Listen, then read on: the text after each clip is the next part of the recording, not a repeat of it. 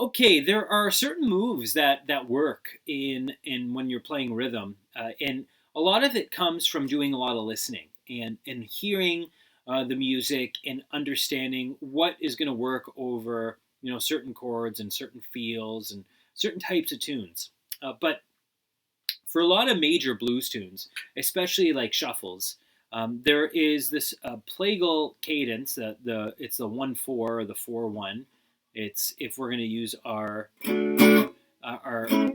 key of A, we have with the 4/1 is the 4 chord is our D, and then we have our A. So it's the 4 resolving into the 1. So that's if you've ever been to church, you've probably heard that before. But anyhow, the thing is that when you hear specific kind of blues music, especially music by artists like Jimmy Smith, or any sort of more jazz based blues, or anything that has more of an R&B or a gospel influence, you hear this like 4/1 movement all the time as the blues is taking place. So to kind of play that through to you, I'm gonna again go grab my metronome, and I'm gonna start this, and I'm just gonna play the 1 chord, and I'm gonna temporary resolve to the 4 and then go back to the 1. So you'll hear it. 1, 2, 1, 2, 3, 4.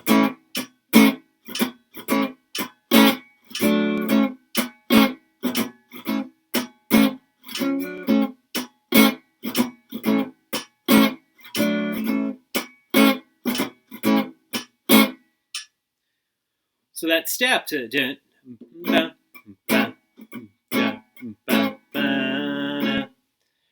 it gives the progression more movement and more of a push forward, and you can start to incorporate these steps, these moves rather, as you're playing on the 1 chord. So I'm gonna do 4 bars of the 1, and then I'm gonna move to the 4 chord. 1, but of course with that movement in place. 1, 2, 1, 2, 3, and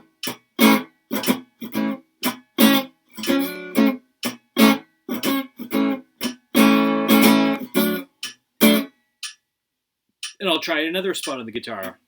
1, 2, 1, 2, 3, 4.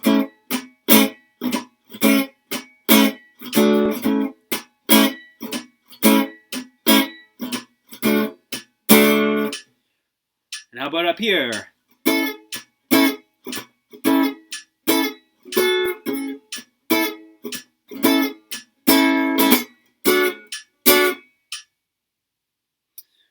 Now, we can incorporate these little 4 moves all throughout our blues when we're playing the 1. And if you refer to the study notes, there are the different ways that you can do this as you're playing through a chord.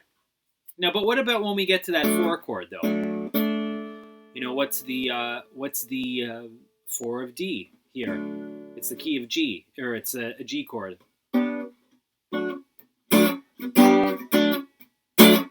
We can incorporate that as well, as we're playing. So how about this?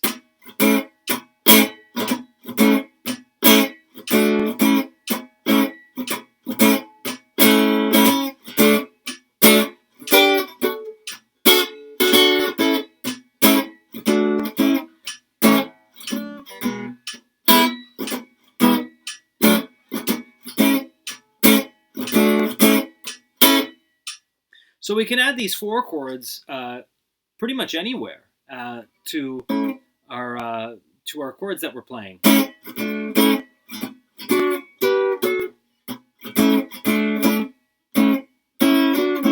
That's kind of the easiest way to play it, is just to go.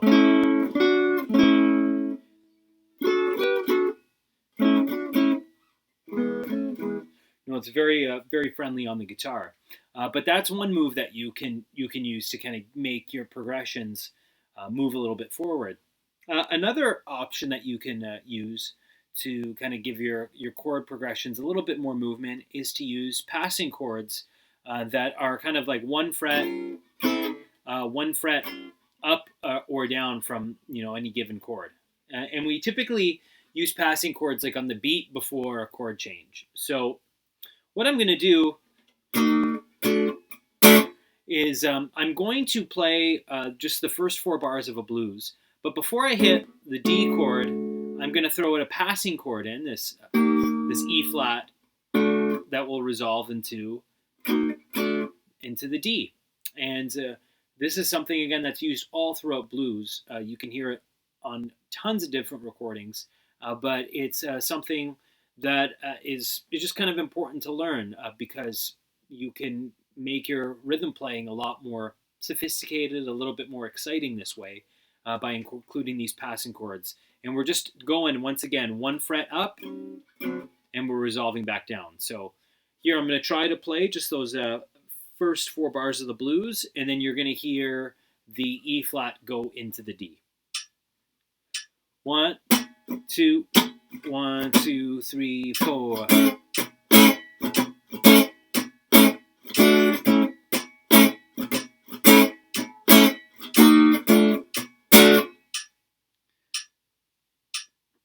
So that little movement there, that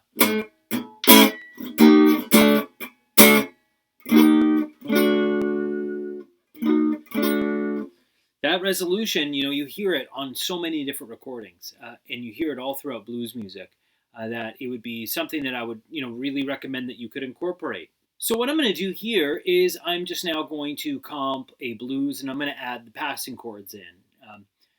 You will be able to hear them. We're going to be playing them on the beat before every chord change. So on the 4th beat of every last bar, where we stay on 1 chord. So 1, 2, 1, 2, 3, 4.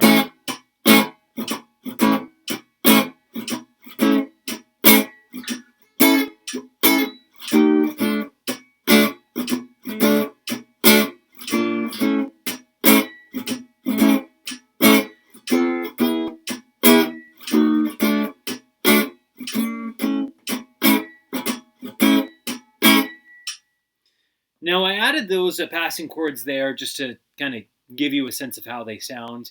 I typically find that passing chords really work when you are moving from the 1 to the 4. So if you want to add, say, a flat 5. I mean, I play dominant versions there, but if you wanted to, going from that, that works. I find that going to adding a passing chord as it goes back to the 1 chord just doesn't really sound that great to my ears. But I find that the passing chords really do work well from when you go from when you're trying to move to the 4 chord, as well as when you're going from the 5 to the 4 chord. There's a nice little chromatic step there where you're going from E to the E flat to the D. It sounds really nice. So maybe I'll play that one again and just get this metronome going. Here comes the 5 chord.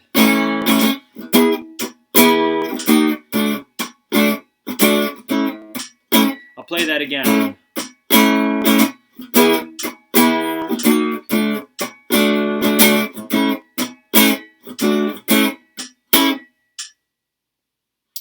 So that's how you can add some passing chords to the mix, and again, give your rhythm playing a little bit more motion, a little bit more of a push, versus just playing, your standard bar chords. But through this workshop, I hope that you can now see how you can take basic, like the most basic triad shapes, and find ways of playing a blues on all different areas of the guitar.